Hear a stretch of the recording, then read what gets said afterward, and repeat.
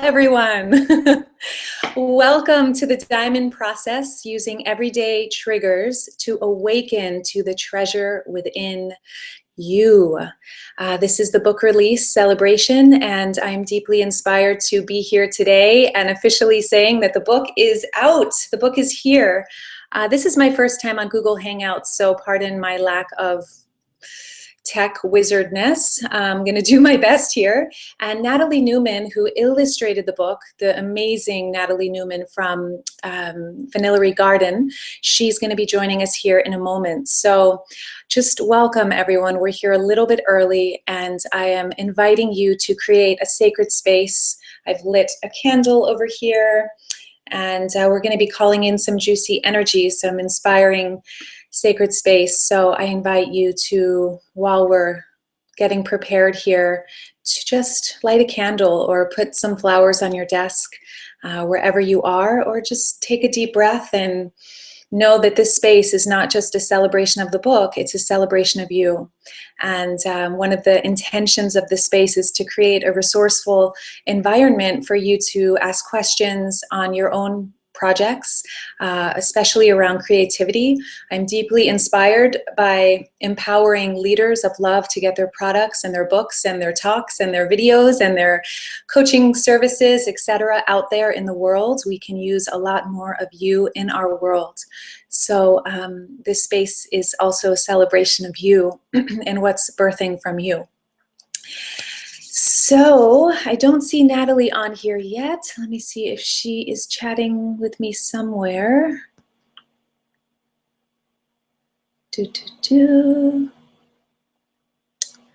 Let me see. So yeah, we're just going to take a few minutes here, and let me just text her.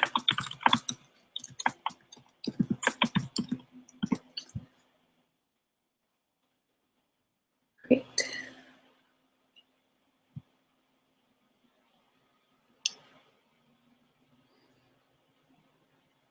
And while we're getting set up here, feel free to grab a tea or water or whatever to make yourself comfortable. All right, launch app. Nice. And through this process, what we're going to do, what I have open is, because I'm not sure that the Google chat is going to work on this talk here. So on the actual YouTube video, you may be watching this on a YouTube video, I'll be looking at the comments there, so feel free to post your questions there as we move forward. And that is strange. Okay.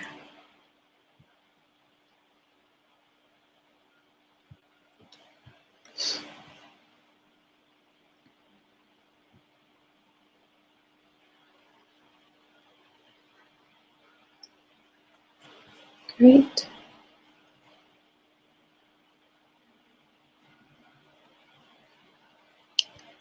We add. There we go.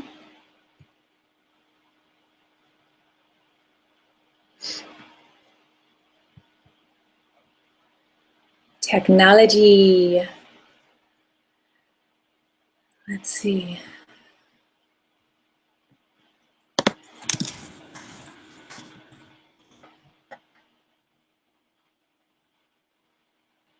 Okay.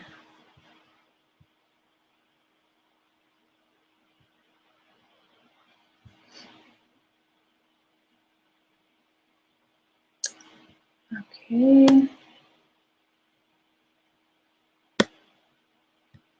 I am a tech wizard, everybody.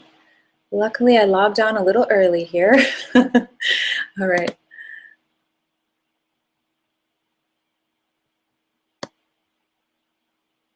All right. If anyone knows how to add somebody so that they're actually on video as well, any secret tips, I welcome them.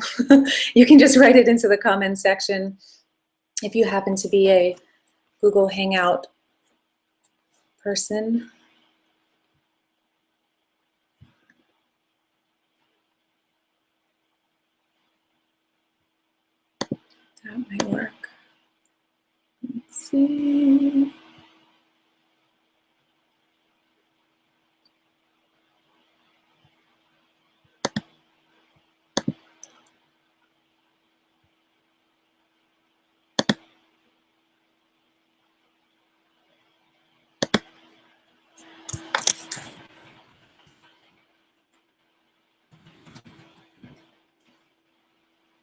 if you happen to be a... I got it!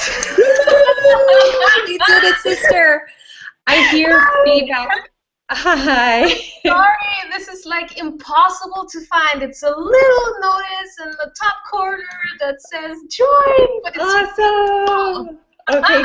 Yay. everybody. Hello. So we'll just take a few minutes to continue getting settled in. We still have 5 minutes, so we're all good. But this is Natalie Neumann, the illustrator of The Diamond Process, and we're looking forward to sharing the creative process, how we met, the whole journey. It's just been exquisite, and I want to just start, before we start, to give a huge thanks to you, Natalie. Oh wait, there's a double. Sister. Oh yeah, I hear that. Hi. Sorry, this is like... Oh, that was double. Whatever. I don't know. Do you have headphones? Yeah, I'm trying to. That might help. Find my... No, that was just because suddenly Google decided to make a pop-up and just. Okay. All over again. Dan had je größere nog.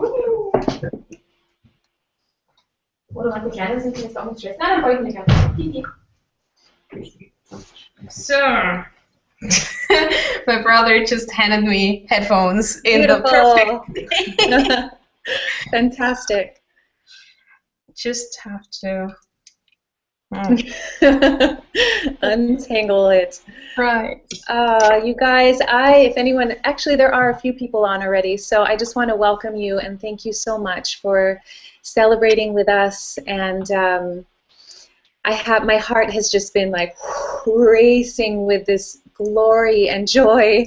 It is officially published, and I have to say, for anyone out there who is in the process of creating something and you are going through the trenches and really kind of questioning why you're doing it and is it even worth it and should you go all the way with it, my answer is only you know that, and it feels so good at the other side. So I highly recommend trusting that which is pulling you forward, that dream you have in your heart, because the fulfillment of completing and birthing something that really takes so much heart and focus and time just feels amazing. It really, really does.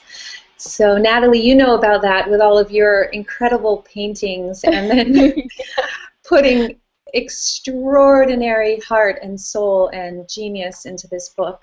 So we're going to be showing some of your illustrations right during this process. And I actually want to try and see if I go via screen sharing later so I can show you how I actually created the illustrations in Photoshop. Awesome. Like all the steps. We shall see if it works because the file is really huge, and if it gets laggy I have to, we'll just check if it works out. Not Okay. I'll just explain it like this, and the kittens are going crazy in the background. I'm sorry. They're celebrating. Yeah, she is celebrating. I don't know if you can see her, but she's like playing. Oh, cutie. Let's see. I'm gonna. I don't know if the chats are gonna come through on this for some reason. I don't know if if somebody wants to go in and just write a chat just to see if we're receiving them. I'll make it. I'm sure you'll be able to. I'm just wondering if people who are watching can. Choose links. There's no. And then I also want to make sure that others can join. Or how others can join. Mike, kannst du mir mal nachschauen, wie andere Leute in Google Hangout joinen können? Das wäre super. My brother, the tech savvy, I just asked him. He should look up how others actually can join without being invited. I think they have to be invited, no? Or is there, because I did send out... The last hangout that I did was actually just that everybody could join, whoever was on first. I like that better. No, and I know that there's a way that they can actually join, but I don't. Since I was always hosting and never just participating, I don't really know that. Okay. If I send this link, okay. And there's a note going out on my newsletter right now, so that should, hopefully that's the correct link.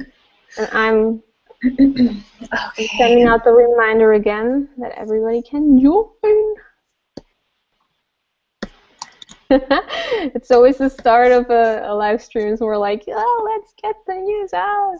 Yeah, that's why coming on early is always nice. Let's see. I'm just going to go into the Diamond Tribe real fast. And spread the love. Yeah. That's For anyone who's coming on right now, we're just getting settled in, so make yourself comfortable. And we'll be starting in just a moment.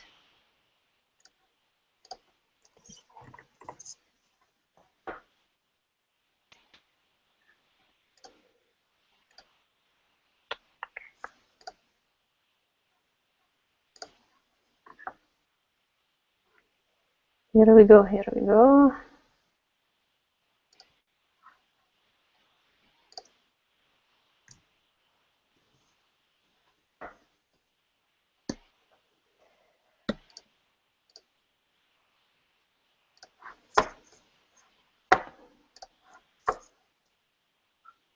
Okay.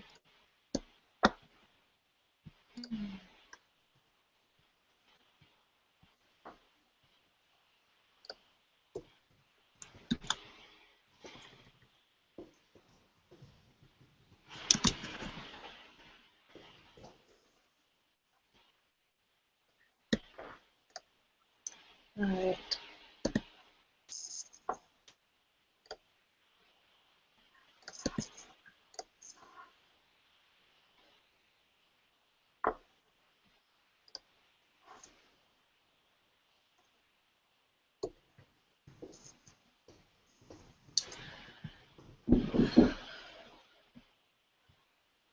Okie dokie.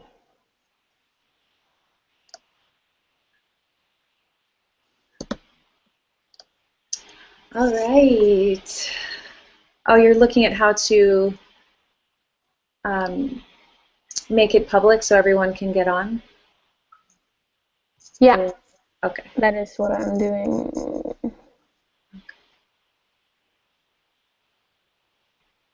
Shelly, I see your note here. I'm so happy you're here, dear sister. Yay. Oh. Oh, I have a tech-savvy watcher. I'll just send you something in the Gmail like chat that we had before. Okay. There is an app actually. Thank you, Corinne, for sending that in. Perfect. And it has to be turned on. There is something like... All right, beautiful beings. Give us a few more minutes to set up here for our very first Google Hangout. Where is... I see. Okay, great. All right, turn the Q&A app on. And there's another link. There's the second one that I just sent is probably better, even. Oh, great. Okay. So let's do that. The Q&A. Here we are. I see.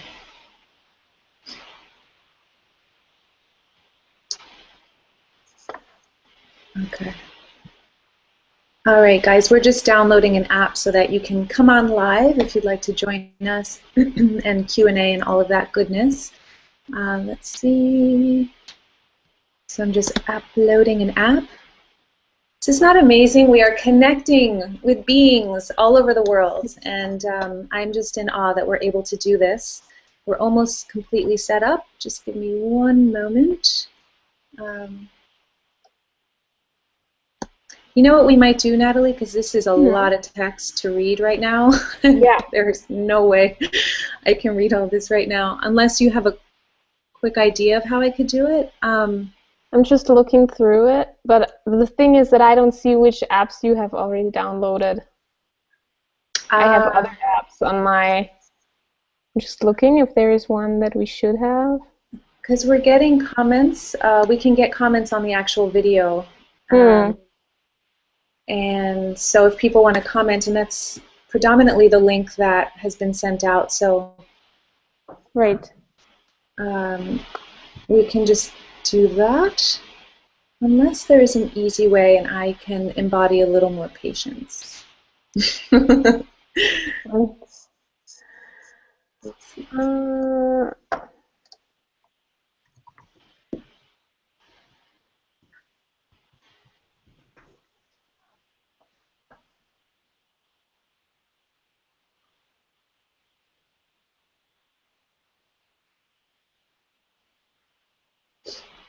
Okay, I'm going to dive in if that's all right. And if Natalie, does that resonate? And if you, I just want to honor everyone's timing. Yeah.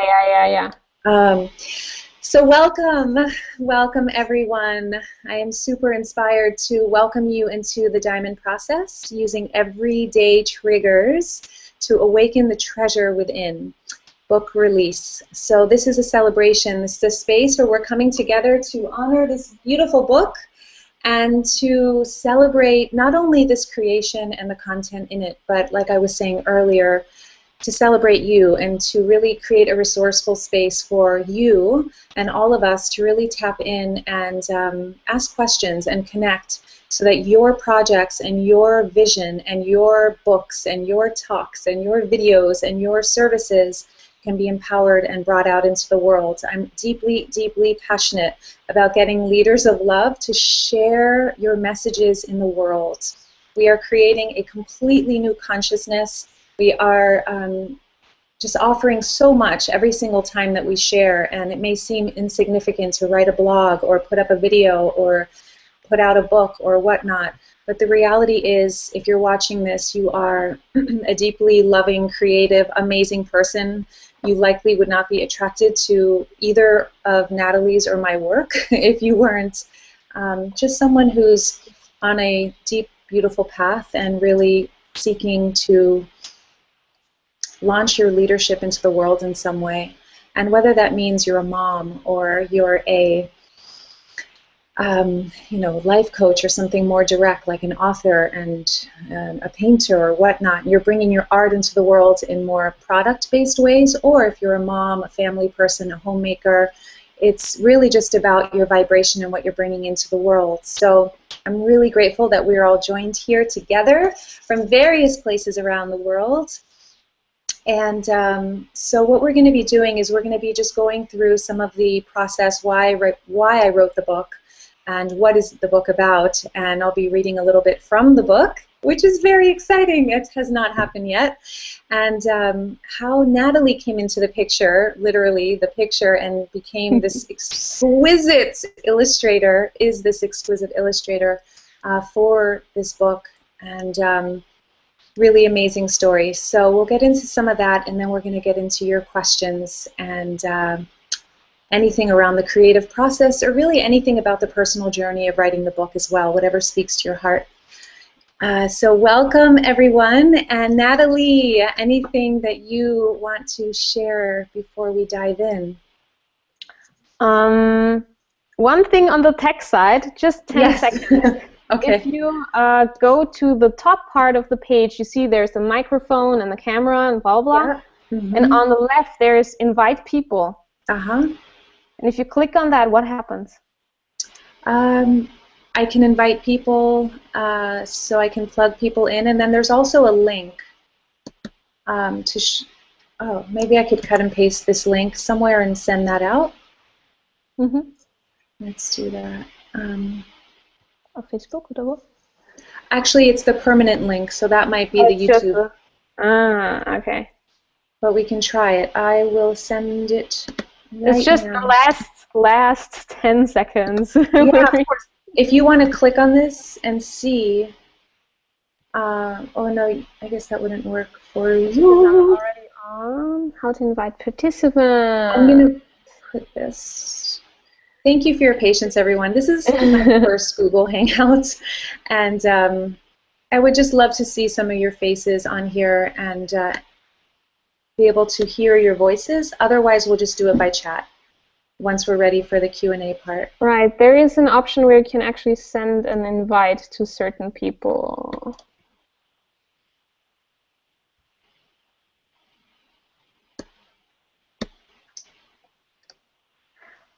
But apart from that, I am I am just celebrating everyone that is here, and I think it's just miraculous how I don't know, when was the first video that I saw of you.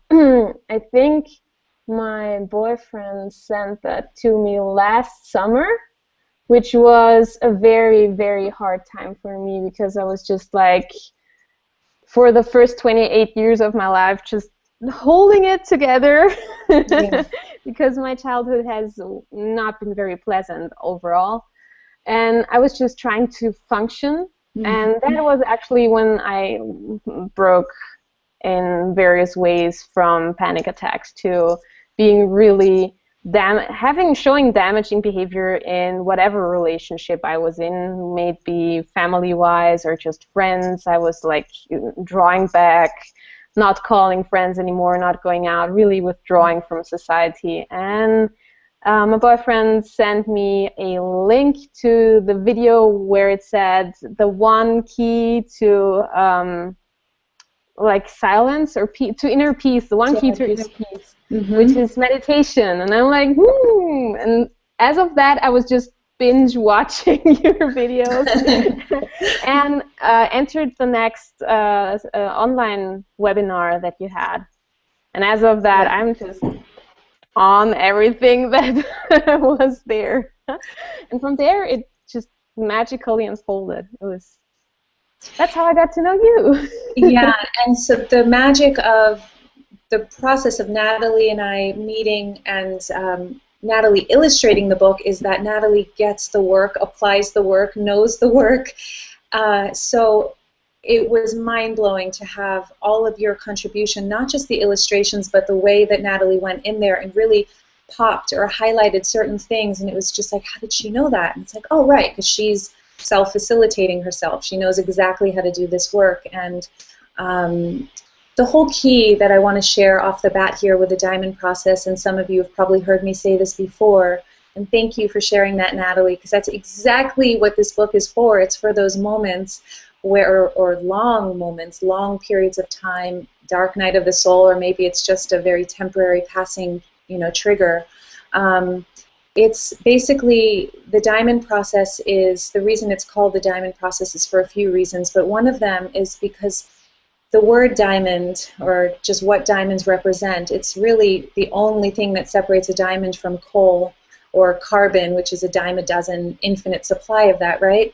But what distinguishes carbon or coal from a diamond is the exquisite, and I say exquisite on purpose, pressure and stress and heat that the coal undergoes, and how it actually handles it well. It actually moves through it. And the only difference between coal and a diamond is the diamond actually underwent that extraordinary heat and pressure. The same goes in so many examples in nature. Nature is my greatest teacher. And if you look at a butterfly and what the caterpillar endures, and the caterpillar literally fights death and does die in order to birth into something that is not even foreseeable within the caterpillar's body. There's not a cell or a trace of the butterfly within the caterpillar. That pain that it endures, or the pearl, the constant scrubbing and irritation of that little piece of sand rubbing back and forth in the oyster shell. So there are countless examples of this, and if you're watching this and you're in a challenging place in your life, or you know somebody who is, I am a huge advocate of remembering, or perhaps opening up to the possibility that those challenges are literally for you. They're for the blossoming, for that transformation, for the next version of yourself to come to life. And I know this to be true in my own life, and I've seen it countless times in other people's lives. So I have put out this book, and when I created this book, I never in a million years imagined what Natalie has created visually. I couldn't have even, like, makes me want to cry because the book is so beautiful, and you'll see some of this. So again, when you have a dream in your heart, and if you're going through tremendous pain, your gift is very likely within the very pain that you're undergoing. There's some value there, there's some lesson, and there's an opportunity for an exquisite awakening into your full potential. And then all of the necessary components and the help and the forces necessary to bring your full potential into fruition, they just start attracting. The more you love yourself, the more you care for yourself, the more you tend to yourself, the more you feel what you feel, rather than doing what most of the world does, which is escaping our vulnerability. So I am grateful that you're here with us. And before we go on, I'd love to share a little story. But Natalie, anything else? I was just thinking about how much trust, and how trust was the center of the whole process, because I never, there was not one moment in the creational process where you said, oh, please change that, or make sure it's like this.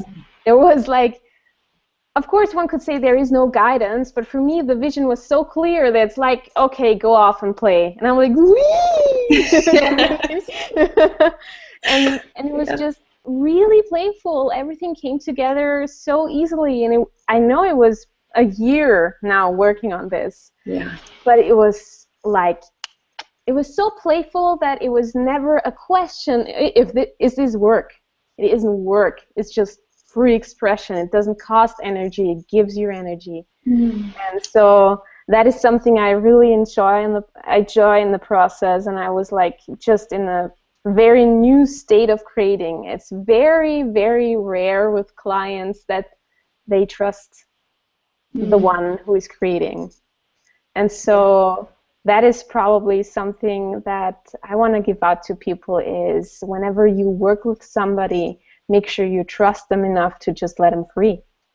Yeah, something that's coming up in you sharing that is the trust that you've developed for yourself within yourself.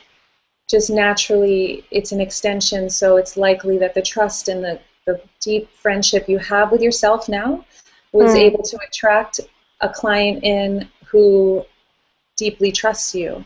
So it's like this, everything starts from within, right? So when that's just something that's coming in. But all I said to Natalie, the only thing I said, the only creative guidance I said, Natalie, all I ask is that this book is a sanctuary for people who are suffering or challenged, or, just let it be a sanctuary where it feels like coming home. And it's like, they can't wait to nuzzle up and read this book and try on some of the tools and such.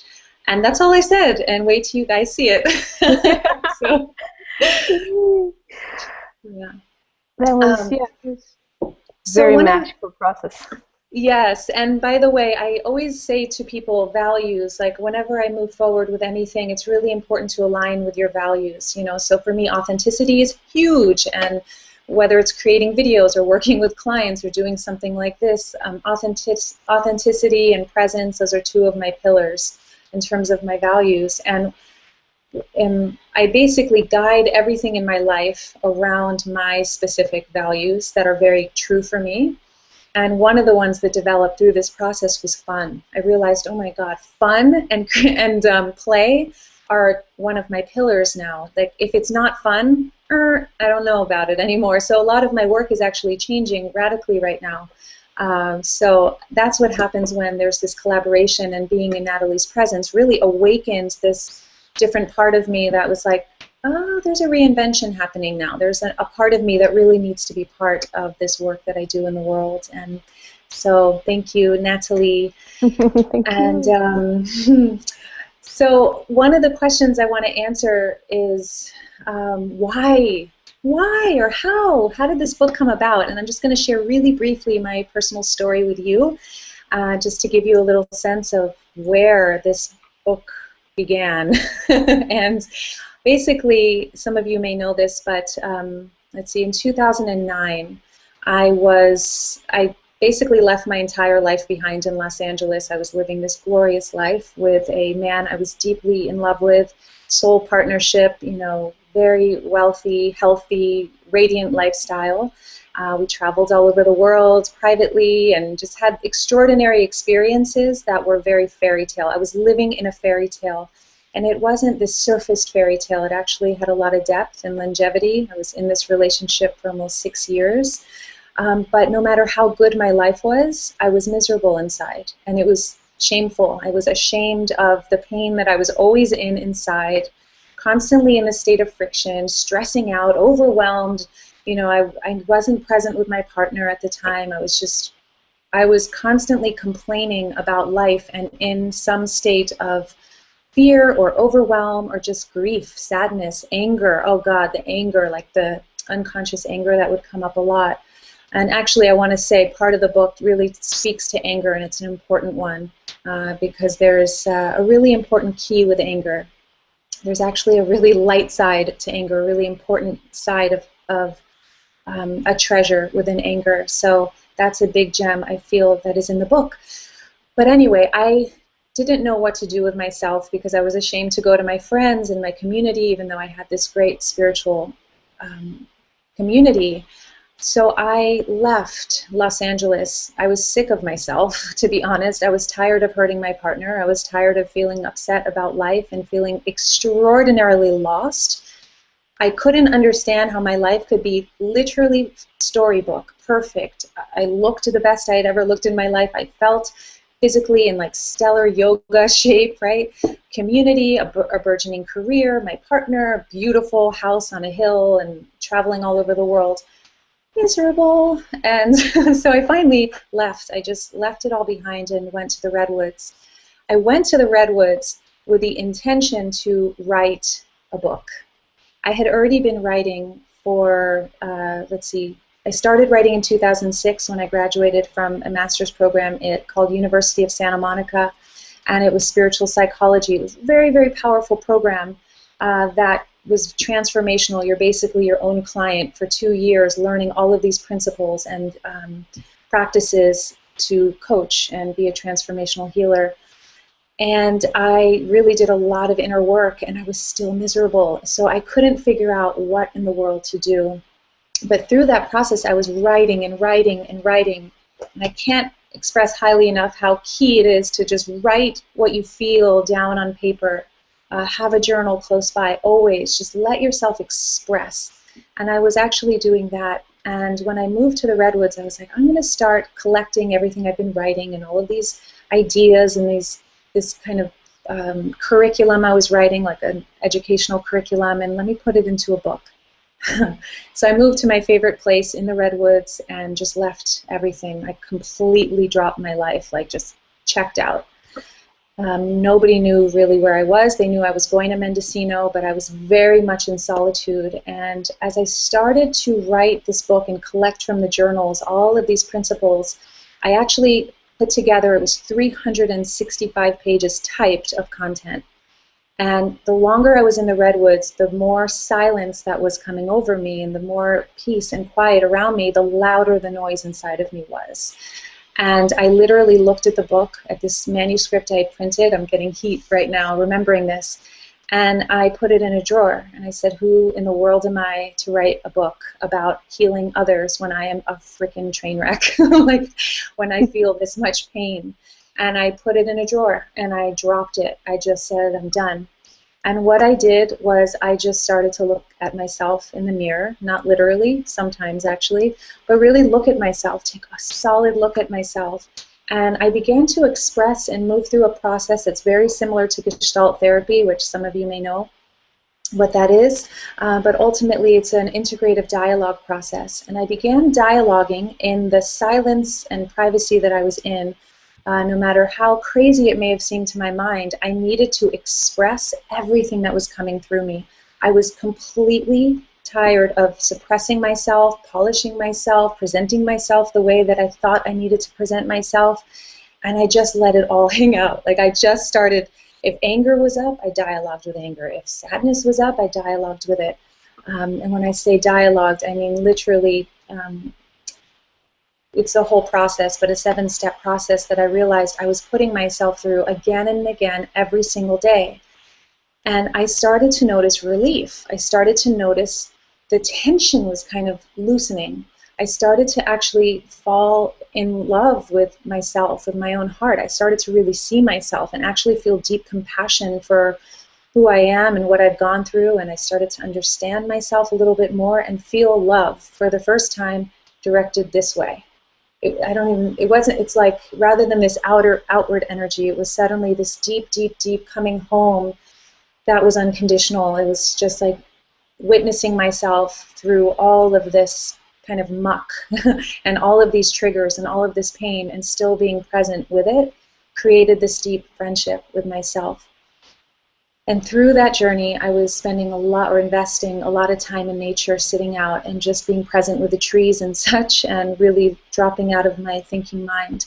And what I realized was that all that time that I was in my graduate program, the reason I was still unhappy, even though there was such a huge radical transformation that took place for me, is because I was doing the inner work. And take note here, I was doing the inner work. I was doing all these seminars and courses and even a graduate program to fix myself.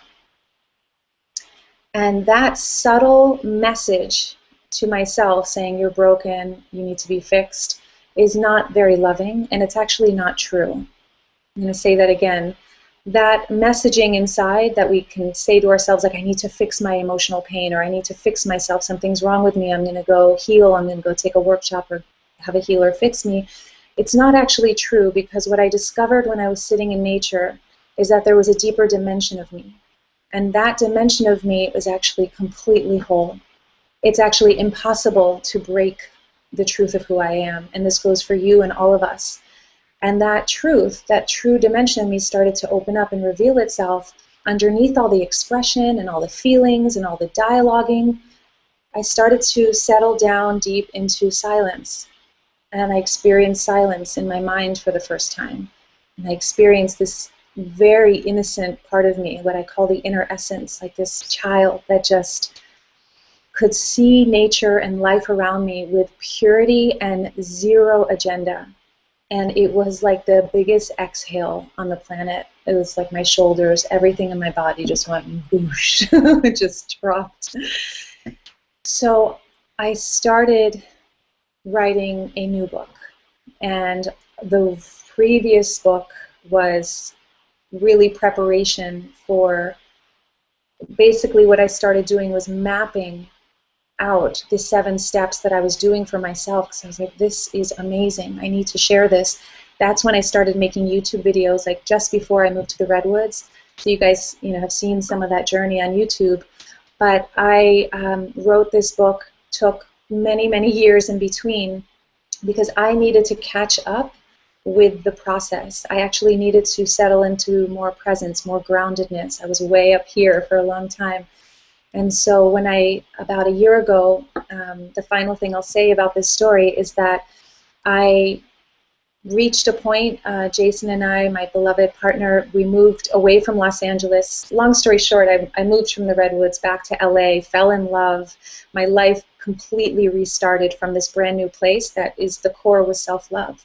The core is self-love, presence, deep devotion to what I call, presence, but you could call it love, God, the moment, the loving intelligence, whatever you want to call it, with a capital I. And from there, my life started to flow. So part of the intention of this book is really to bring out this message that everything that you need is inside, everything. And I know you've heard that a million times, we all have, but it is absolutely true. And this book is just like a path. It's one way of sort of guiding and ushering each reader back home to yourself, so that everything that you dream, everything that you envision can just flow naturally and organically from that state of center, from that state of being home within yourself. So I'm coming up with a question that might seem very stupid to ask, please. considering I illustrated the book. But Yeah. in total, how long did it take you to complete the book, like starting to finish? Counting that time in the Redwoods? Yeah, everything, like the year to now. 10 years. But this is what I feel. I feel it was 10 years of me blooming and waking up to the not the information, but the state. And when I say waking up, I'm still on this journey, ever evolving, ever growing, ever blooming journey. I am a continual student of life. But the whole process of writing the book started 9 or 10 years ago, and it really took off suddenly. Last year, I made a very clear, sound decision, and I actually to share the magic here that comes in when you make a choice, when you say, I am committed, I'm doing this, I'm going to write my book, for example. Providence sets in. I don't exactly understand it, but it is some kind of magic, if you will. And I remember saying to myself, no more excuses, I need to actually complete the book. Or I had just heard a talk by Ariana Huffington, and she had said, you know, sometimes the best way to complete things is to just drop them, finish, like literally drop them. And that's the way of completing them, because it's really any incomplete cycle of action, and I was carrying this for 10 years, it drains energy. You know, same thing with our homes and spaces. When we just have a lot of clutter, it really drains our energy. You want to transform your life, start clearing your closet and your drawers and such, clean your home, and you'll notice a radical shift in your life. Well, it was the same with the book. I just came to a point where I was like, it's time to drop it. It's time to complete it. So I put out a prayer, and I said, if this book is meant to be dropped, however much love and time and energy and years I've invested into the foundation of it, I'm willing to let it go. I feel emotion come up when I say that. And I said, if I'm meant to write this book, please give me a sign that I'm meant to finish it, and I promise to full-on complete this book. Lo and behold, I was on retreat at a friend's house in Topanga, and no one was there. My phone doesn't work up there. And I used her phone to call my messages. I had taken a nap, and I called my phone to check my messages. And it was this deep introspective space I was in with that prayer. Took a nap. And then when I checked my messages on my phone, there was a message from a woman, a colleague, who had just finished her book, okay? And out of the clear blue sky, she leaves me a message and says, Veronica, I know you've been writing your book for a while. You just came into my consciousness suddenly. She's super intuitive and a powerhouse. I didn't know her very well then, but we graduated from the same school. And she said, I would love to share with you everything I learned in the process so that you can publish your book. It is so much easier than you think. You can self-publish. And she said, I'll give it all for free. Like, I'll just share it with you all for free. I started weeping. I mean, weeping, like, oh my God, sometimes there are immediate answers to prayers, right? That blew my mind. I had shivers everywhere. And I called her, and long story short, I ended up hiring her as my coach, and I said, I need you to hold me accountable. I took a huge risk financially for me. It was a huge, huge, huge leap for me. And I said, I have to finish this. I need someone to hold me accountable, because it hadn't worked with me on my own in the past. So she came in, rocked my world. Natalie came in, double rocked my world. And it took about a year from meeting Marissa, my publishing coach, to now, and everything in between with Natalie, to now have this beautiful book baby here for you. This is a mock-up version. How would you say you're dealing with resistance or procrastination? Because in creative work, whatever it is, there comes a stage where you just say, F it, this is terrible. I am terrible, like the identification with the thing you created. I know it's within painting, it's within the first couple, 4 to 6 hours in, I'm like, I want to throw it out of the window. Yes. This sucks. I'm never touching a canvas again. Yes. How do you deal with that? So that is the best question on the planet, and please, everybody hear this, please. So I made a commitment to myself. The book was no longer about the people it was going to reach, and it was about me. I literally said, I need to free myself from this book, because I have about 10 or 20 more in me. And I need to free myself from the past, free myself from my story, free myself from my old self. I need to complete this for my own wholeness. I have to do this. I'm choosing to do this for me.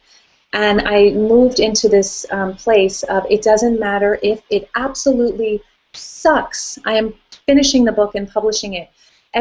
This is what part I want you to hear.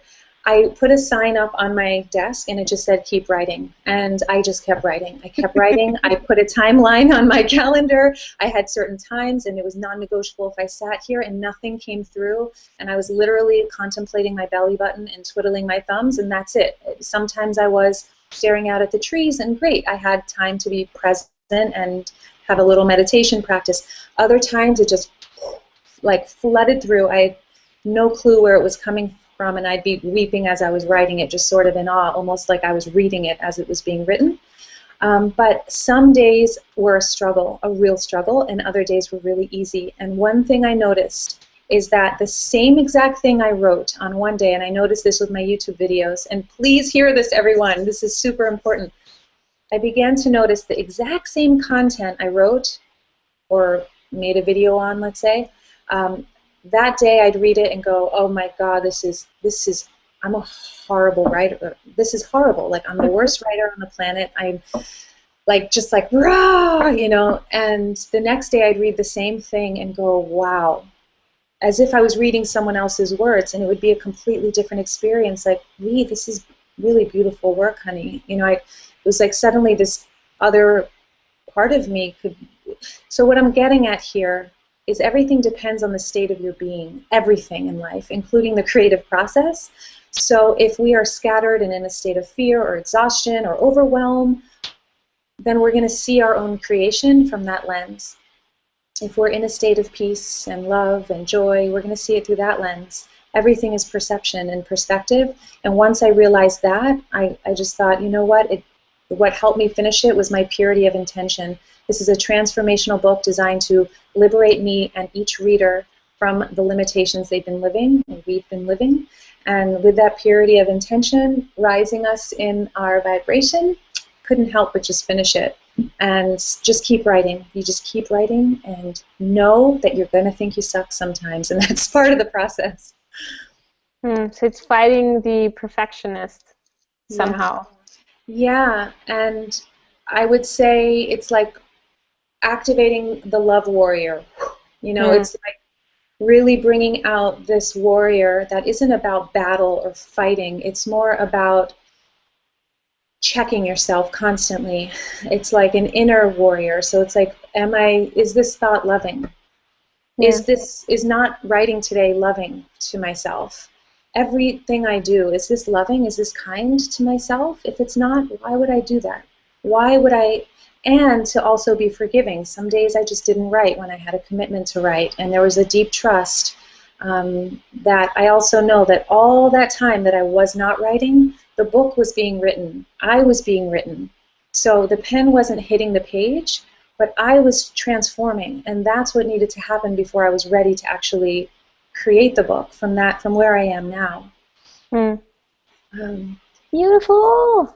Yeah, so I'm excited to see what you've got going on. I would love to see the illustrations and right. That's just this one thing that I want to share on this topic, which I've already read to you, but I want to read to everyone. That was the one that I saw on the Wanderlust talk. It's the latest one. If you check it right now, you'll see it too. It's about Soma and Psyche. And there was a sentence that says, why should we inflict pain on ourselves in order to do the right thing? It's like the self-punishment that goes into, well, it sucks and I'm never going to be there. And comparing yourself, and how is that going to create anything of beauty? If it's slavery to your own expectations. Yeah, exactly. That's powerful. Could you say that one more time? Oh my God. No, not everything, but that one sentence, one. Just, how can you create anything beautiful if it's slavery to your own expectations? Yeah. It's like, let it go. And if it's the worst thing you ever created, it's about get those juices flowing. The ego wants you to stop at some point. Not that there isn't time for recreation. You'll feel that. It feels good not to write. But if it's just saying, oh, no, not now, I'm tired. Oh, no, not now, I don't feel like it. Oh, no. It's like a little, it's a diva. The expectation is a diva. Or whatever persona it takes. It can take many forms. It can take self-hatred, where it's just like, this is the worst thing I've ever seen. And one of the biggest. Find a way to want to keep you from doing it, and you have to push over that.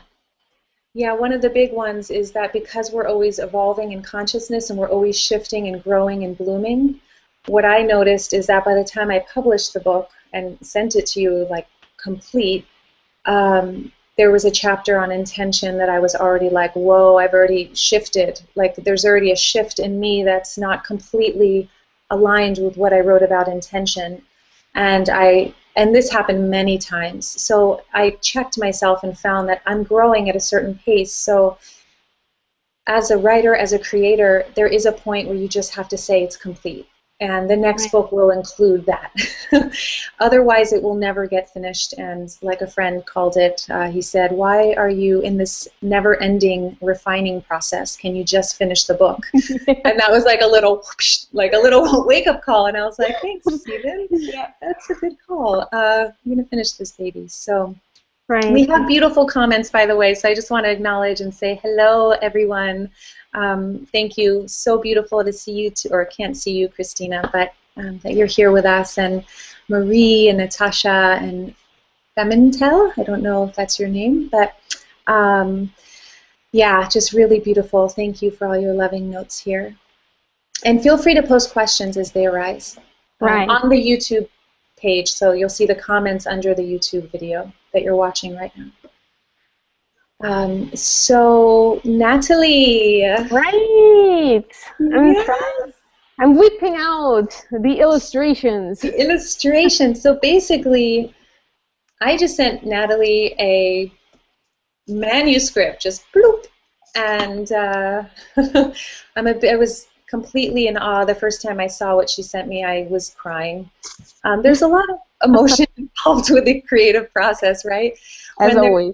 As always, and there was something about synergy, because I've always worked as an island. I've always worked, very much in isolation or on my own in solitude. I love solitude. I thrive in solitude.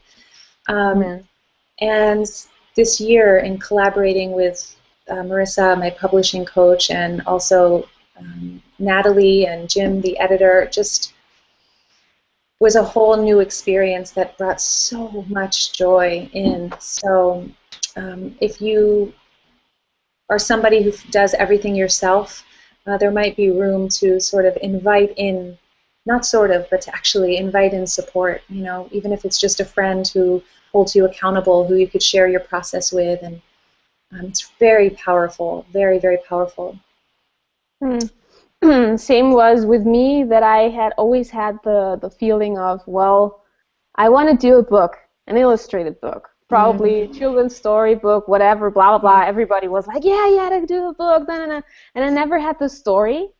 I didn't want to do fairy tales by now. I don't know, that just never called me. And so I was just, sitting and waiting for myself to bring up a story. Like, again, just working as an island. You got to do everything yourself. And so it naturally came in that you said, you're making a book, and la la la. And I remember you telling me the story of, there's a book, and I'm going to put it on Amazon, self-publishing, and la la la.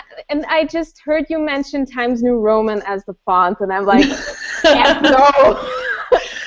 Yes, that was it. I went crazy on that. That was the funniest moment in the world. Oh my God, Natalie was literally itching. She was like, no, serif fonts, you can't. And she said she was crying. She went to a bookstore and she was so upset because she saw Eat, Pray, Love, Elizabeth Gilbert's book in Austria. And basically the font was like all crammed and small, and it was just like there was no space. It looked like a Bible, these thin pages where you have the tiny font and it's serif and you can't read it even if you want to. And it's like the best content, but it's made impossible to read for the reader. It's just an obstacle to read. And that felt so, I was just bluntly scared that your book could go in such a direction. They're like, no! I was revolting, having emotions, because normally I'm not I'm like a cool designer. I'm like, yes, that's true. But there I went crazy on that. She said to me, she goes, this is a baby. This is the baby's body. The baby's body cannot be serif font. I was like, okay, you're right. I mean, she like pleaded her case so well. And then in seeing what she created, that's when the tears came, and I was like, oh my God, this labor of love was so worthy of all the color and beauty and illustrations, and So the book is available on Kindle. It's available as the special edition illustrated version. And the actual illustrated version is going to be available tomorrow on Valentine's Day. So this is all in honor of this holiday of love. And again, I'm just re-invoking what you love, whatever that project is you have in your heart, and that thing that's kind of been on the back burner that you've been wanting to write or create or launch out into the world. Maybe it's just starting with a blog or YouTube videos. I highly, highly, highly encourage you and send you a lot of light to support you in taking that first step, and then the momentum goes like that, right? Yeah. So let's bring more love into this world. So the thing I want to share is, how did I create the illustrations? Now, just to give you a little imaginative setup, how it took place is, I started with the illustrations around April, May last year, and then we moved into summer. And I was in a place of very, very, very deep depression at the point, because it was so much struggle going on with me, the breaking open, the whole, I was in deep therapy with you, and that was like a lifesaver. And also the creation of the illustrations, it had to be something uplifting. So I can tell from the bottom of my soul that the whole book is something that is rejuvenating, energizing, because it was the thing that saved me. So I imagine it will probably save others as well. The energy is high vibrational. I was in the phase of creating the illustrations, the basic ones. It took me 3 hours to get out of bed each morning, just to move and to motivate myself. And then I was in a little house, and there was a garden, and it was just nature calling me to sit outside very slowly with my tea, and to grab my utensils and sit in the sunshine. And I just created a sanctuary for myself to have the space to make the illustrations. And so I will show how I created them. The first outline is very, very raw. I don't know if you can see this, Yes. but this is the very raw material that you will get to see. It's partly, one part contains of very detailed illustrations that are made with graphite and pencils. Another one is here, so it's very floral, organic movement in there that you will see. And the second part is just free motion watercolor illustrations. Oh, here I have another one from the illustration. So it's all floral with illustrations that have meaning if you read the book. So, and the other part is just free motion watercolor, whatever came up in the moment. I didn't even care. I didn't ask myself, does this look good? Is this good? Can I do this? Like, normally I wouldn't. This is just a page of normal watercolor. But the thing is that I had the creation already in mind. I wanted to be dimensional. And I cannot create this kind of thing on paper. I cannot combine the graphite and the watercolor, because they just don't go together very well. But, and one more, and then what I'll try to do now is to screen share and show you how I actually created the illustrations. Let's see if that works.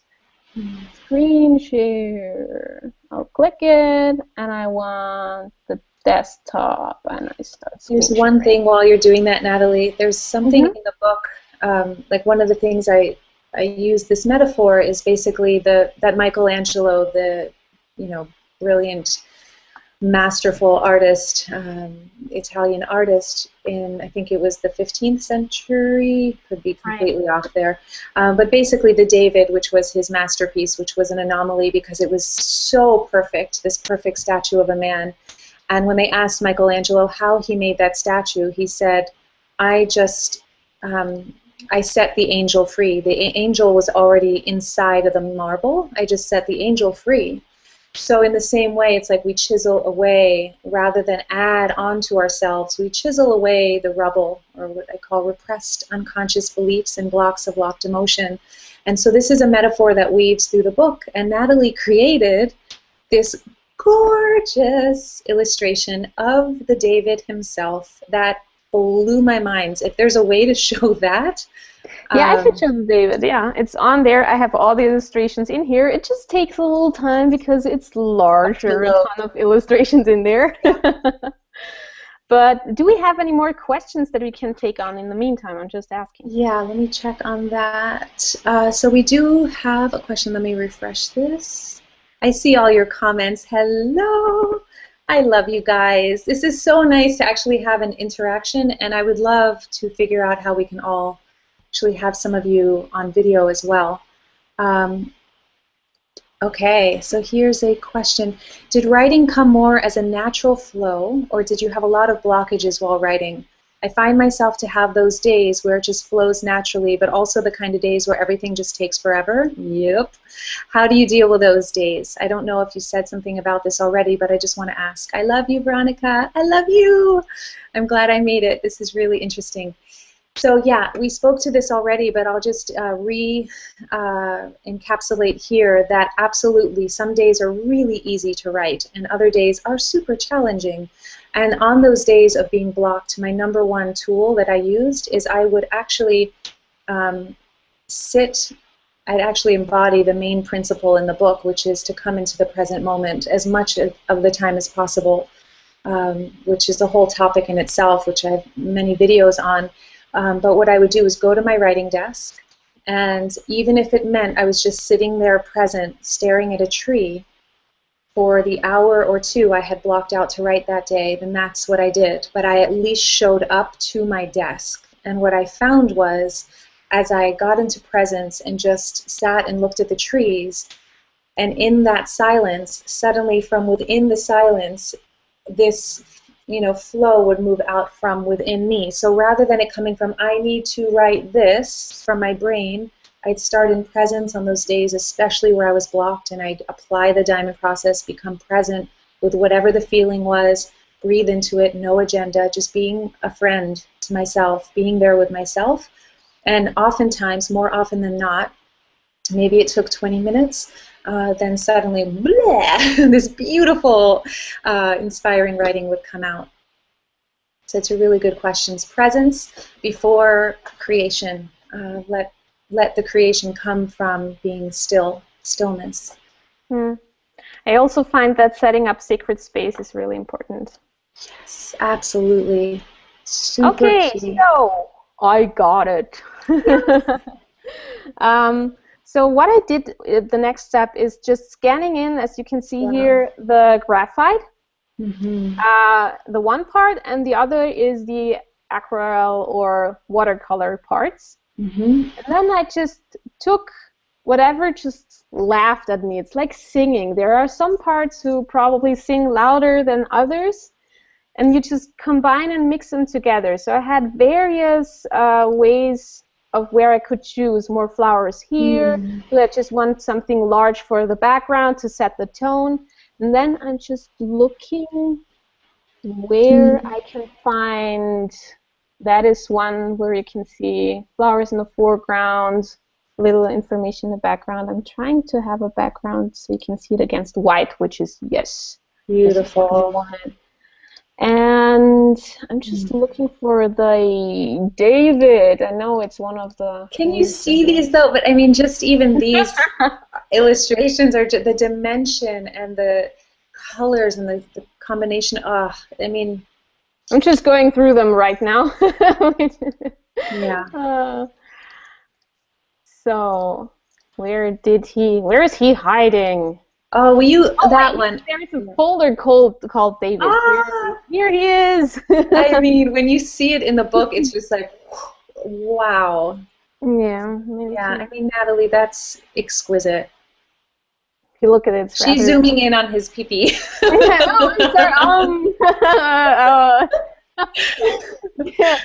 getting to the good stuff. It's way earlier at your time. I'm sorry for every mama out there.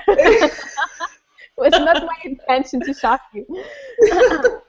But yeah, I actually wanted to show everybody that was the first illustration that I created for the book, just trying out everything. That was actually in summer when I got to sit in front of a water lily and try out everything, and I knew Veronica is very into butterflies and flowing motion, and just it was very important for me to get to read a part of the book before I actually started to illustrate. Yeah. That was the vulnerable part, by the way, sending you, because it was still rough. None of it was edited. And right. I trust Natalie completely, sending her these pieces that felt very unfinished, and vice versa. There was a lot of trust involved. Right. Because it was more like, as I remember it, I never asked you about specific colors. It was more like, how do you want it to feel? It was a very deeply emotional aspect that came in. I just wanted to be sure that the illustration felt like the emotion you described and you wanted to see in there, which is such a new radical aspect that I never used before. But I just trusted you enough to say, okay, let's go all deeply emotional into it. The thing is so much of this work that's in the book is really about being courageous and opening up the places that we have been, masking or hiding, and for right reason. It's vulnerable. It's very, very soft and gentle and vulnerable, which in the past or in an abrasive world, it doesn't feel safe to expose those parts. So in the book, there's, through what I'm sharing in my stories, as well as what I invite you to in the book, there's this opening of those parts, and there's this, it's necessary to kind of drop that shield to reach those parts inside so that love can be applied, and love is what creates transformation to that pain, to whatever is there. So when Natalie has these images, it's like this soft, gorgeous, colorful sanctuary to land upon. So although I'm happy that the Kindle's out, I just feel like, it's so beautiful. It would be great we're going to figure out a way to actually create the illustrated version as digital as well. So we have more questions, but I'd love to see, I just wanted to share that really every single page of the book is illustrated. There's not one that is blank. It's one of the things I learned from Natalie in this process is that as an artist, I forgot what you called it, Natalie, but that many people are, they want to fill the space and in art. So in the book, it's a Latin word. It's actually called horror vacui. It's the fear of nothingness. They want to fill everything. And so in the book, there are spaces where it's a little illustration. It's not everything is full. And then there's lots of place to rest for the eyes. So it's not like very dense text. It's just give it space, give it time to, and place to breathe. Because it's very dense, and you have a kiddo in the background. It's so funny that you just said this about the nothingness too, because when I was thinking about which part to read from the book today, like the more esoteric part of the book came up, and the chapter on nothingness, so I'll read at some point a segment of it. That's good. That's a good one. But I just want to say that realization that we're constantly trying to fill the space and fill the space and fill the space, it's I noticed myself doing that with the book. It was like, oh wait, do we want that space there? Do we want it, and how we do that as humans, and this world that's constantly about more and more and more. And the diamond process is really about coming to this place, even if you're in a go, go, go day or in that mode. Can there be spaciousness inside? Can there be a touching into that nothingness, or that vast self, that infinite self? It doesn't need to be effective. I feel like this mathematical structuring thing, taking up as little place or as much place as possible, it's always extremes. It has to be effective in some kind of way.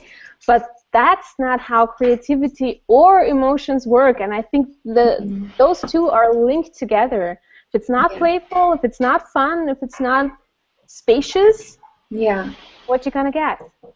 Exactly. I'm going to answer one of these questions from Laura. Hello, Laura. So great to see you here. Or not see you, but feel your presence here. So you wrote, hello, finally figured out how to comment. What will this book include that you haven't included in your Lovenars? For those of you who don't know, the Lovenar is it's a 7-week transformational program that's available on my website.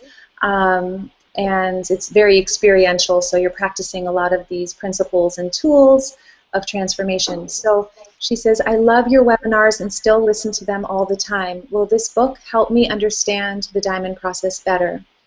It's a really good question. Yeah, so ultimately the difference with the book is that it includes, and this is where the gulp comes in, a lot of personal stories, which is probably where I had some of the resistance to sharing the book. And actually, you can go to Amazon.com even now and type in Veronica Krestow, and the Kindle version will come up, and you'll be able to preview, not the illustrated version, but you'll be able to read some of the book.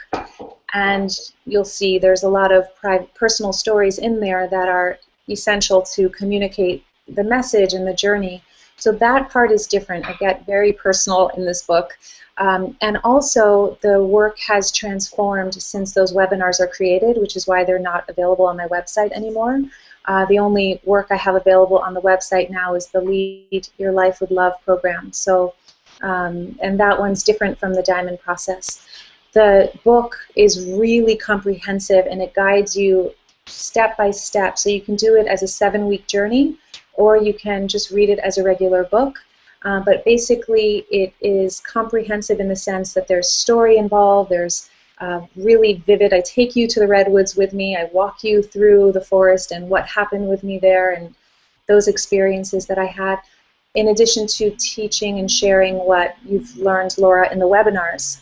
But they are refined. So it's one thing I'll say is a little challenging to write this process because it is so individual, and the main message I want to say is this book, like Natalie was saying earlier, the book will save you, and I would reword that a little bit and say the book will put the power in your hands so that you can, it's like the book is just a tool that empowers you. So it will literally guide you through a very... It's holding the space for this part to come up to heal. Yeah, exactly, exactly. So the book is a journey, and it guides you like by your hands on a journey. So if you have a specific problem in your life right now and you've just been hitting the same wall and you're just devastated or just exhausted, you know, on either end of that spectrum, you'll be able to use your current life experience and go through the process and apply it through the practices. So yeah, it's definitely the big difference, I'd say, is it's been refined and there are personal stories in there now. I have to say, you guys see my videos on YouTube, they're vulnerable, but there was something about writing it on paper, like in writing. It was so formal, and then putting it out there into the world. Without a relationship with self and deep commitment and knowing that the outer world and other people's opinions are irrelevant in comparison to how I am with myself, without that in place, which is really what the book empowers, empowering you to love yourself unconditionally, powerfully, infinitely, and without wavering, there's no way to really stand confidently as a leader in the world and be authentic. So I feel like this book is like a foundation for any leader of love out there who's ready to do the inner work so that you can shine much brighter than you ever would have imagined in your life. Hello, Julie! Yay! So happy you're here. Okay, so we have, let's say, probably 20 minutes left or so, right? Veronica, I just want to ask you, how did you manage to add me? How did I? Oh, should I add people here? Oh, yeah. Okay. You can send an invite to them. If you guys want to jump on, that's a great idea. I'm going to send a few invites here. Because you can see them on, if you go on your Google Plus page, there are like the others, yeah. Yeah, I just I have invited. the invite right now. Perfect. Okay, let's If see. people go onto their Google Plus page, they will see a notification, like where there are the red circles and the numbers, when new things pop up, and there should be the invite. And you can see that. That's right. I hope I didn't just invite someone completely random. I don't know. Hello But it there. wouldn't have popped up if they weren't. Okay. Right. Uh, I'm just trying to find out if I can screen share this. okay, and yeah, no, how do we get out of here? Oh, I love technology. I really do. I'm going to do a little screen sharing again so people can actually find the invite. Oh, we have a question here. Monica, hello, beautiful. Oh, the page is refreshing, so I see you have a question, but let me get to it. It's going to take a second. Okay, so I can probably, can I screen share? Hello? So Monica says, how did you decide when to publish and what promotions to use leading up to publication? Are you doing a blog tour? I love your question, Monica, because I am probably the least strategic person you have ever met in your entire life, and my entire business and world has been based completely on authenticity and spontaneity. But what I am learning and what I am working on right now as we speak is actually combining a more strategic approach while maintaining authenticity and spontaneity, which I have not yet applied to this book at all. There's so many pieces that I should have, quote unquote, should have done to promote this book before it came out. And I just follow my heart. I wanted to hang out with some lovely people from YouTube and social media and from my email list like you. And so everything I do is really moved from a place of joy and inspiration. But what I realize is that this book has a lot of quality and value, and it would be good to promote it. So my answer to your question is, because you say, how did you decide when to publish and what promotions to use? There was no decision. It was just when it was done. So as you guys may have noticed, there were many days this past year that I was like, it's coming out this week, it's coming out this week. But there were things that would come up, like with the editing or this or that. So it was just all very organic, like super, super organic, like everything in my life. If you could just show my screen for a second, so I can show people where the notification is. So if you go on your Google Plus page, this one is mine here, and you go to the upper corner where you have your notifications, there should be an invite from Veronica that you can click on, join, and then you'll be on the call. Nice. That's how you do it. Okay. Yeah. So, stop screen sharing. Perfect. And,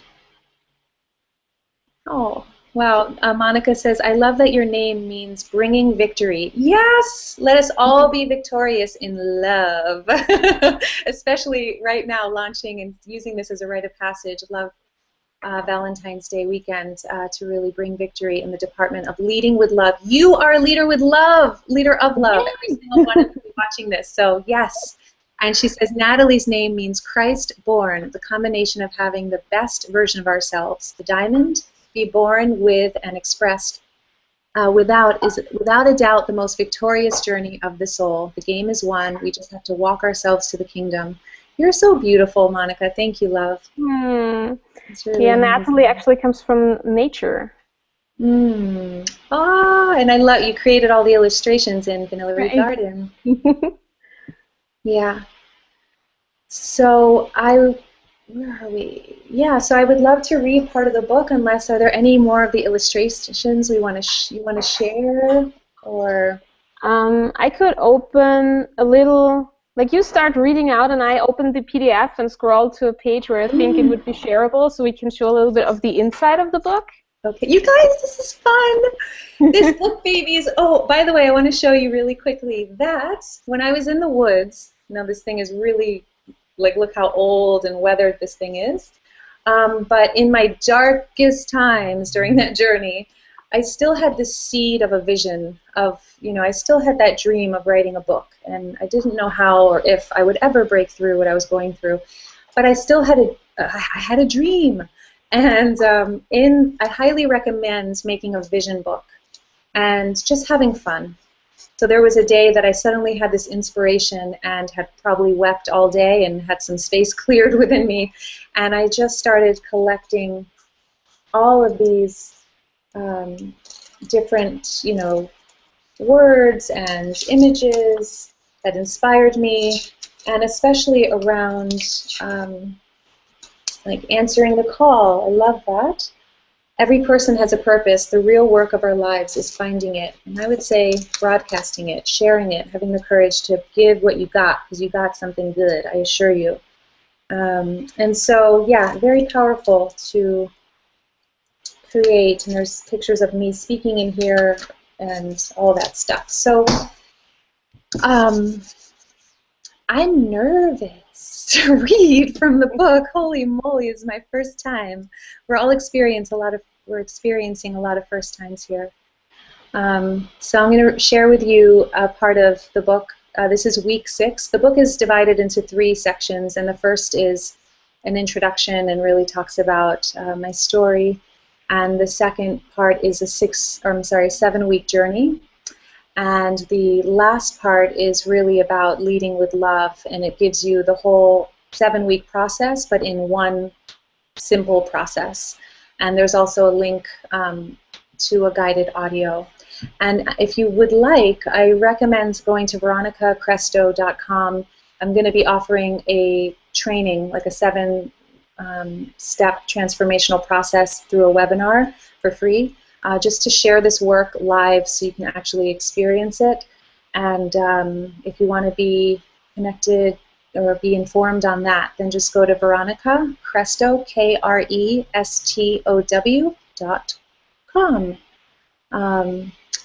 And this particular segment is week 6, and it's called Relaxing into Nothingness. And this morning, I just heard very clearly share this part with you guys. It's the most esoteric part of the book. So for whatever reason, this is what wants to be shared. What if I were to say to you with 100% certainty that at your core, you are nothing? How would hearing those words land in your heart? Would you hate me, love me, feel totally and deeply confused, elated? Nothing? What do you mean, nothing? I will always remember hearing my spiritual teacher, Leonard Jacobson, explaining that we, as humans, are happy to know God as everything. And by the way, if the word God doesn't resonate with you, just replace it with love or whatever works for you. Are happy to know God as everything, yet we are terrified of God as nothing. The reality is, though, God is both, everything and nothing, the material universe, and in an indescribable vastness. And so are we. I'm actually noticing right now, if we could take a moment and use this as a meditation if that appeals to you, and just let's take a few deep breaths. I need it. And if I need it, you might need it.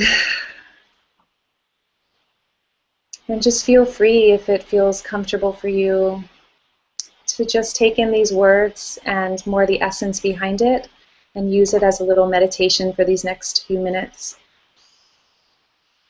And breathe deep. Okay. Take it from the top. What if I were to say to you with 100% certainty that at your core you are nothing? How would hearing those words land in your heart? Would you hate me, love me, feel totally and deeply confused, elated? Nothing? What do you mean, nothing? I'll always remember hearing my spiritual teacher, Leonard Jacobson, explaining that we, humans, are happy to know God as everything, yet we are terrified of God as nothing. The reality is, though, God is both, everything and nothing, the material universe and an indescribable vastness, and so are we. The most important thing that I realized that day is that I was terrified of being empty, of being nothing, as so many of us do. My name, measurements, story, and even my pain had become my source of comfort. Why? Well, because they are all tangible. Each one of those had become my lifesaver in the midst of a vast, bottomless ocean. However miserable I felt as a result of these aspects of my being, as long as something substantial was there, I knew that I existed, and somehow that brought me a feeling of safety. If I were to let go of my to-do list and plans, my story and my pain, and dig deeper than the name and picture on my driver's license, to finally break through into what is beyond all of these at my core, what would I discover? At the center of my being, I would discover nothing. Nothing? Yeah, literally nothingness. A vastness without limits.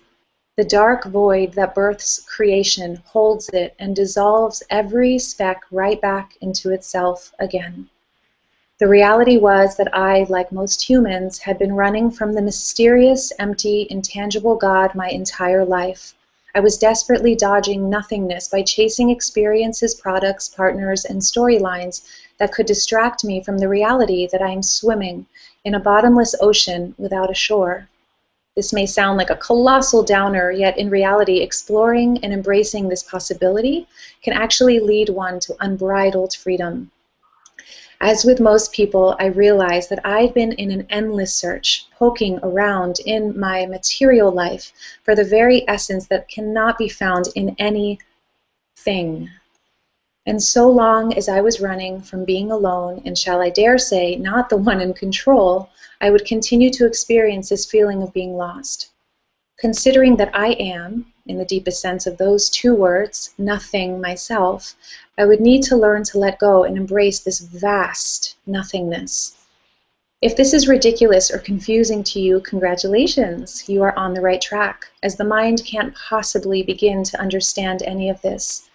If, like me, this is where you find yourself, then this is great news that can simply free your heart to rest in the vastness.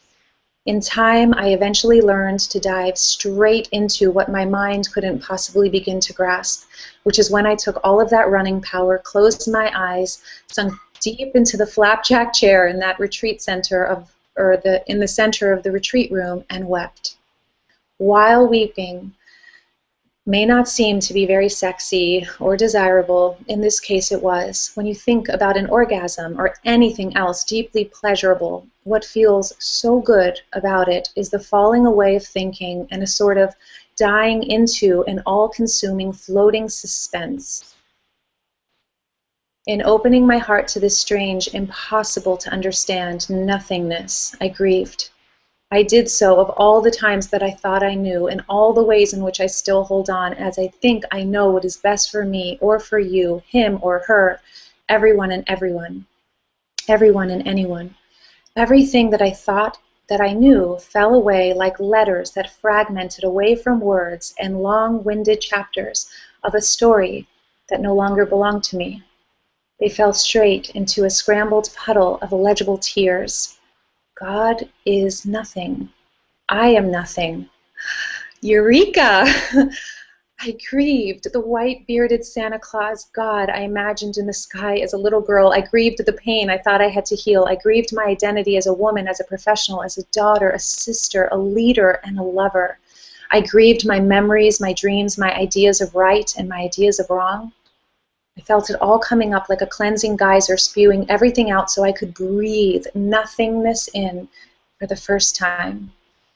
I am nothing. I know nothing. God is nothing. None of it made sense, yet my soul wept, making space for what I longed for most. Truth bombs tend to burst open the floodgates, which hold back the very rivers that carry us to the one ocean of our inevitable destiny. The euphoria comes once we surrender, before death, while we are still alive. Once this takes place, that's when living really begins. When we let go, we float. It is law. And when we float, this vast, bottomless ocean is no longer something to survive or flail against. Instead, it actually has our back.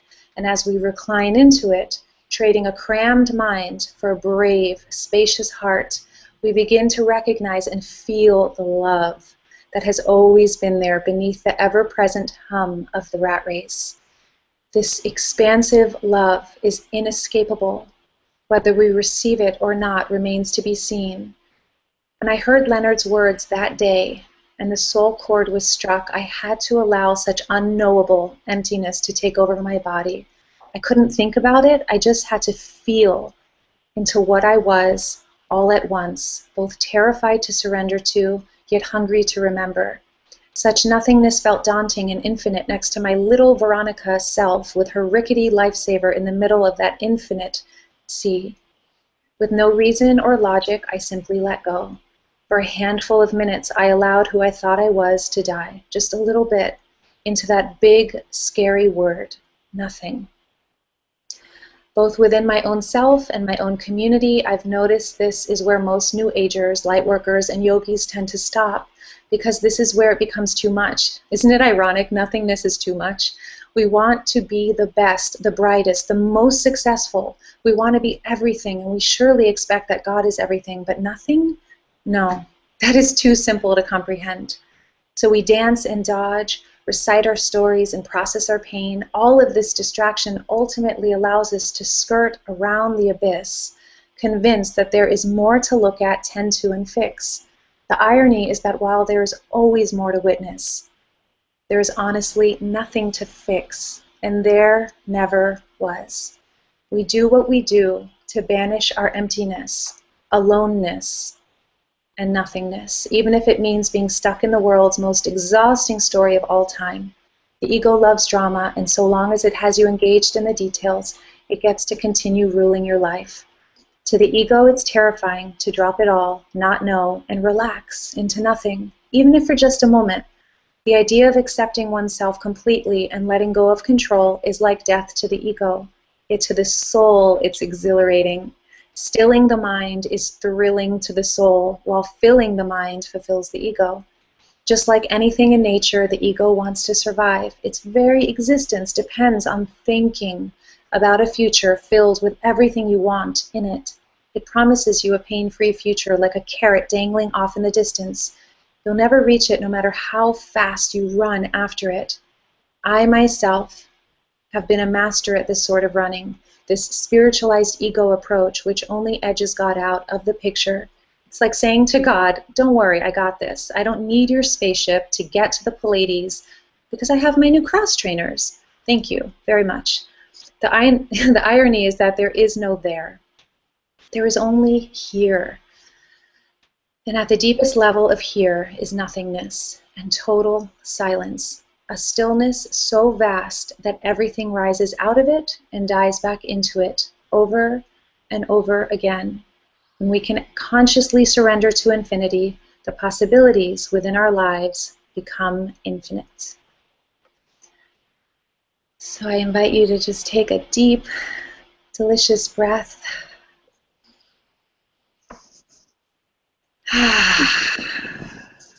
And sweeping away any concept of what nothingness is, but I just thank you for being in this glorious space and letting me read that to you. Yeah, it feels really good that that was the first time I ever read a part of the book, and it feels really good to share this with you specifically. So if your eyes are still closed, feel free to open them and really open up to that vast space that holds literally everything. It's like the womb of all creation, right at the center of your being. And I don't know where to go from here. I'll go with this. A little quote to contemplate. And everything I share in the book is just something to contemplate. It's not the way it is or right or wrong. It's far from it. It's actually designed to help us kind of loosen the ideas and concepts of right and wrong. So the one quote I'd love to share just to really seal what I just read to you, and connecting with what Natalie said about the nothingness on the page, the way she designed the book, creatively, that spaciousness. Nisargadatta Maharaj says, "Wisdom tells me that I am nothing. Love tells me that I am everything. Between the two, my life flows." Yeah. So there we have it. Can we be everything and nothing? all at the same time. So I'm going to look to see if we have any questions. And Natalie, feel free to jump in. Yeah, I'll just share the inside of the book in the meantime. Stop share. Yes. Here we go. What is it? It's gorgeous. Here we have the David again. I'm very sorry to all the mothers, but I just figured I might share him again and just take you a little bit through the book. So this is page 24, 25, relatively at the start of the book. And if you see and go through it, you'll see that there are illustrations here and there, but they're not predominantly there to distract you. They're just flowing and growing into the text. But they're not there to, you know, always bring a message, more to keep the space for contemplation. But yeah. I love that. This is what it looks like.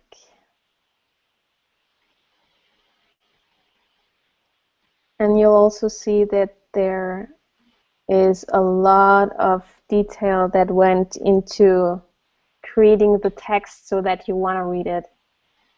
It's always, there are sometimes dialogues that are in blue or green, and you'll see that it's just really pleasant to have the eye on the text and go through it. It's very easy to, it's an easy read for the eyes, so that it doesn't distract you. The reading shouldn't distract you from the content. So yeah, that was a little insight into the book. Natalie, that is so beautiful. Do you guys see what I'm talking about? Can you imagine as a writer receiving those images and seeing that for the first time, and all I saw were words on a page, and suddenly, you know, this masterpiece arrives in my inbox, and I mean, hello. What can you do other than weep? So out of joy, though. Oh, I'm talking like mega joy. And it's funny, I was just talking to Natalie about this. Grief is such an absolutely beautiful emotion that is so underrated. It is such a and Natalie said something very powerful. Said, what did you say about it's like a deep, deep surrender requires letting go? Yeah, it's actually, if you study traditional Chinese medicine, it belongs to the element metal, which is also associated with autumn. If you're in autumn, you have to let go of summer and of the warmth. You know, there comes winter, and there is a certain grieving to letting go of the beautiful, the clear, the easy. Yeah. But sometimes it's easier, you have to let go. Like there's no, of course you can struggle with growing old. This is what you see a lot of people do. They struggle with the grievance of letting go of their youth, or letting go of their perfect health, or letting go of, I don't know, their school experience and their friends, and everyone is growing old, so there's really grief in that. But on the other hand, if you grieve, you open up to creativity. So these two words are so similar because they depend on each other. Open up more space means there's something that can grow into that. You can't be creative if you drag everything along. Yeah, so well said. Yes, exactly. Yeah, oh, yeah. Beautifully said. So whenever you're crying next, maybe it's a celebration instead of, why am I crying? What's wrong with me? Yeah, it might be, what's right with me? What transformation is happening? Right. It's like, you know, it would be like the earth going, why is it raining? Oh no, the land is going to be hydrated and healthy, and the tears feed and cleanse and wash away the landscape of our souls and allows the next, you know, unfolding of who we're here to be to rise. It's so silly what the mind does with these labels, right? Oh, crying is bad, and it all comes down to being 5 and crying in a movie theater, and your mom or dad is like, don't cry in public. Suddenly It's like, ooh, crying's bad pile, good pile. When in reality it's such a natural, healthy emotion, as is every other one when consciously expressed, which is all discussed in the book. Right. And if you find yourself going through grief, if you've been somebody like me who's been holding back tears for over 20 years, you will find yourself crying for months every day, and there will be your ego judging that you're crazy, and just don't believe that. give yourself the space to grieve. It's so important. There are a couple questions here. Hello, Jason. So good to see you here. Our Irish brother. Hi, Jason. So he has a quick question. Do you have a plan, schedule to follow each week for writing your book, or were you writing spontaneously when you felt inspired to write? Definitely had a schedule, and for me, writing in the morning is really good. So I had to stick to a schedule, a very clear schedule, and I just allowed I created that sacred space Natalie talked about, lighting candles and setting a very clear intention, making it a juicy, fun experience, really honoring this writing desk as a space, like an altar, really to a really sacred space. But within the structure of a schedule, in order for the creativity to flow, it's really important to have the masculine in place, which is a structure, a schedule, and to just like a warrior show up and keep showing up, even on those bad days. You just keep showing up, chop wood, carry water, show up, be as present as I can, show up. One day is good, the next day really bad in terms of productivity, but it's just repetition. And so there was definitely structure with schedule.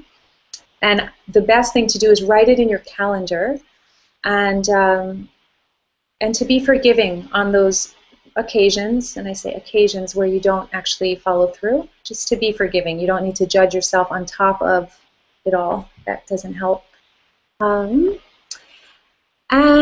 we have a question. I have a question. Which company did you publish your book with? I self-published. Are you self-publishing? Yes. I really want to publish my own book with colors, pictures, and all. What we used was CreateSpace, createspace.com, and that way your book can be available on Amazon. And alternatively, I also did it through Kindle. So there's an electronic version and the illustrated version. And yes. It's actually fairly easy to do that on CreateSpace. I was surprised. They're making it so easy that it's mind-boggling to a graphic designer, because you're used to print files being really complicated. And so while uploading, it actually took me quite a while to figure out how easy it was, because I always had to make the print file easier and easier and even easier.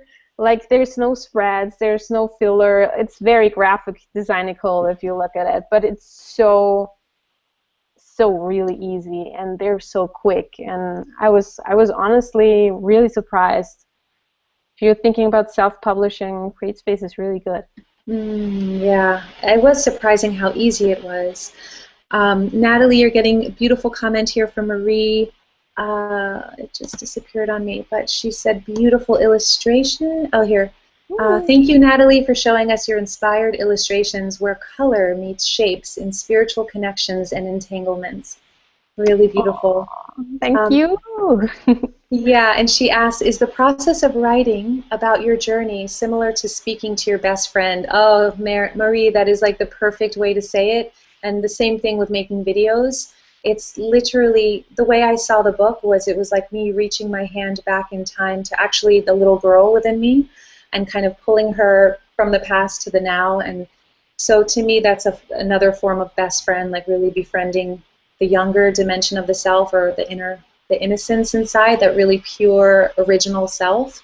But yes, to write to your best friend or make a video to your best friend, that's how I feel with each of you. I feel, just this like connection, like even though I can't see you right now, I can feel your essence. So it's like this really, really well said, Marie. Yeah, write your book to your best friend. Oh, Monica says to switch screens so the person speaking is the one on screen. It's so funny. I see Natalie speaking when she is speaking. So you guys have been seeing my face the whole time. But I think if I had a little look at the video in between, and there was me full screen, so oh, good. Hopefully it was going back and forth. And so, in honor of wrapping up, does anyone have any more questions before we wrap up here?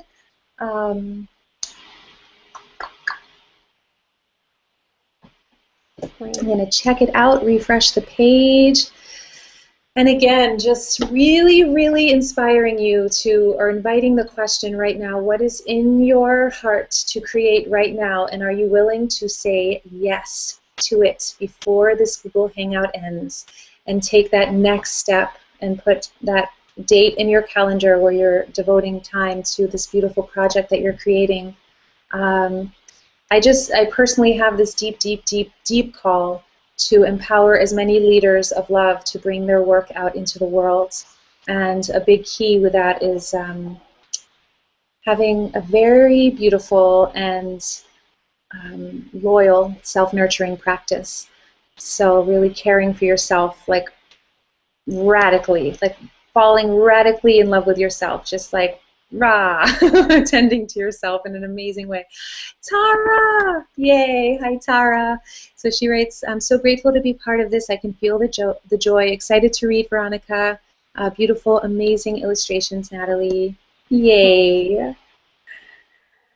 I also think that it's important if you create something to give it the priority as if it were a child, because it actually is. And you're treating yourself as the goddess mother that you are. You know your resources. You know if you have a baby, you need to take supplements and to give yourself extra time to rest. So there's a whole different way of thinking about it, which I haven't done before I met you, Veronica. It's just something that I haven't considered, like my painting being a baby, actually, and it needs the time and it needs the nurturing, but also I need the time in setting up my sacred space, knowing that I get enough sleep, did I eat well. It's the yoga. It's not just the hatha, the asanas. It's not just the poses. It's the whole thing that you need to look at, come into wholeness. And that's also this. It's not just a creative process where you do something and it's an entirely different planet. No, it's integrated into your every facet. And so take it and let it be with you every moment of the day. Yes. It's there for the 10 minutes. It's there the whole time. It's your baby. It's not like, oh, I'm going to take care of the baby whenever I feel like it. No, it's there the whole time. No. That.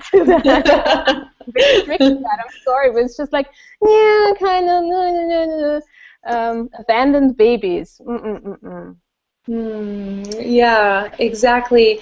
You know, the one thing that's coming up, I love that you said the yoga, you mentioned yoga, because the process in this book is an inner yoga. It's literally like practicing yoga, but with the main thing I see in people, the main thing I have seen in myself that stands in the way of living the greatest life possible is we have no idea what to do with our emotions and how to manage our thoughts.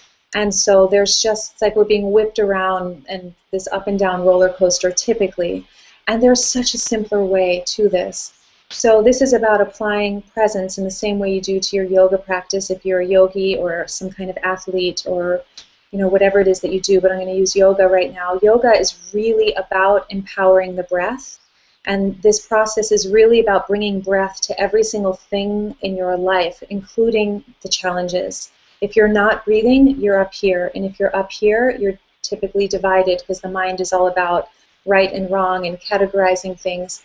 So it's really important every single day that we start to train ourselves and resource from a place that's unified, resource from wholeness. And the very simple way to do that is find a way to feel, not think about, but feel what you feel without judgment and become masterful at it. And that's what the book is designed for. So it's like this inner yoga, and you can even whip out your yoga mat. And the actual dialogue process I've done sitting on my yoga mat, and it makes sense when you actually look at the book, but part of the process is about dialoguing and doing a medicinal dialogue, which can actually happen on your yoga mat. My yoga mat I've had for like 10 years, so it's a sacred space. I'm sure many of you can relate to that. So thank you all. Another interesting question. I'm asking it because it's also interesting to me. It's from Laura Dodge. Do you have another project in mind for your next big adventure? Ooh, that's a good question.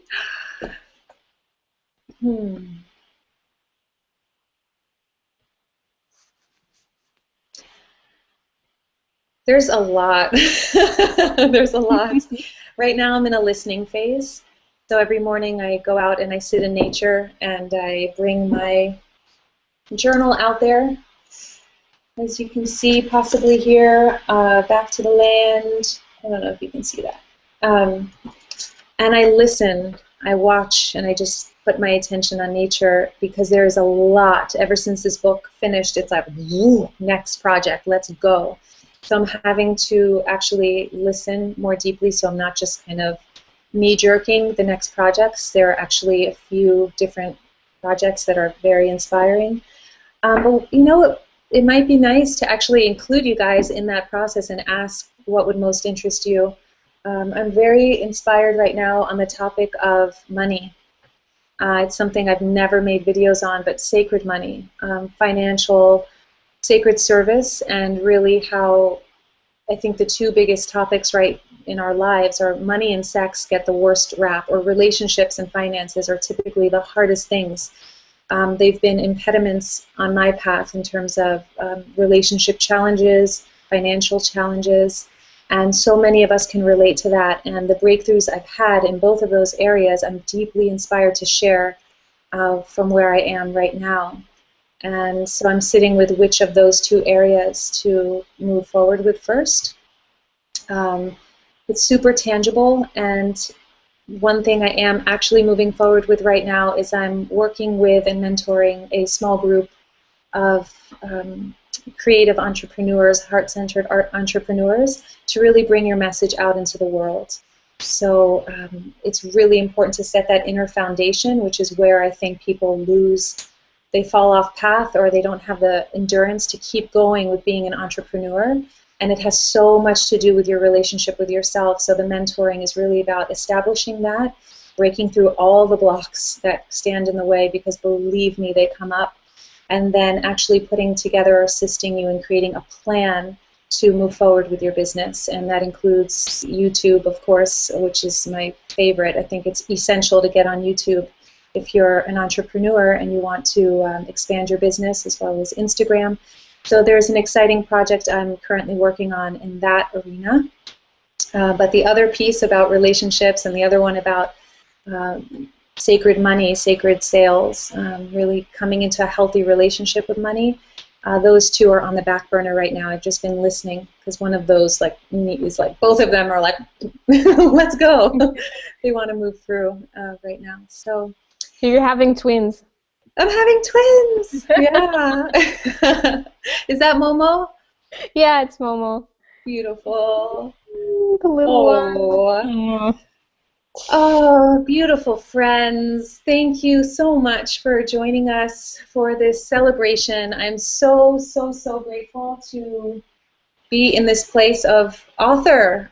It feels different. I guess it's how it feels to like affirm, like to actually get married, or it's very solid. And I just encourage you and give you all of my love and support with your projects to please, please, please know that what you have inside of you is essential, it's important, and it is a vast contribution to our world.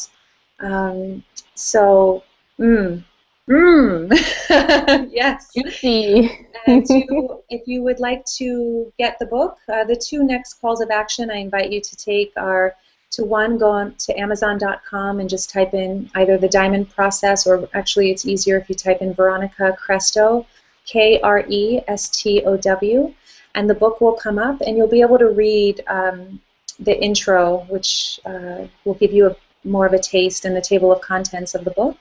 And then the illustrated version that we have been showing you here is available tomorrow, I believe. It should be on Amazon, right? It's either tomorrow or Monday. Okay. Something like this. They're still putting it in the system and printing the first versions and la la la la. You know how it is. Yeah. But So, yeah, it should be there. If it's not tomorrow, we'll just send out the link in the newsletter. Isn't that the best way? Exactly. So feel free, come over to veronicakrestow.com, sign up for the newsletter there, and then we'll keep you informed on the link once that's live for the illustrated version. I love you all. I'm so grateful, and more than anything, I'm sending huge gratitude to you, Natalie, with all of my heart. Thank you for taking this vision way above and beyond anything I could have possibly created or imagined myself. And if anyone out there is looking for the best illustrator on the planet, not just her talent and genius, but truly her way of working and her style of working and her I trust you at 110%. And to me, that's been extraordinary. Just your loyalty and your love and your deep, deep, deep reverence for the work itself. Just like it's a sacred text, and I love you. So it was such a pleasure creating it. So it's like, it's magical in itself. Like really experiencing, since I am working with you, not just in the book or through the book, but with you in person. I know what the diamond process is, and I've learned it. But also knowing that if I hadn't had that, the book is just leading me through the process as well. Like it's tangible, it's there. And so this is something I hardly ever experience, that books are so tangible, so experienceable. That's not even a word, I know. But it's like, it's so amazing. The whole step is so you can have the true experience in there without needing to study anything. I love that's beautiful. A great word, experiential. That's exactly it. This book is your sanctuary. You dive in and literally go through an experience. It's a journey of transformation. So, thank you, everyone. With so many blessings to you and your projects and your leadership, and no matter what form that takes, may you know that as a mom, as an entrepreneur, as a father, as a husband or wife, or all the roles that you play in your life, you are so, so valuable, and I bless every single area of your life, and I thank you for sharing this space with us and for celebrating this gorgeous creation. Goodbye, everyone. We'll see you soon, and all of our love. Mwah.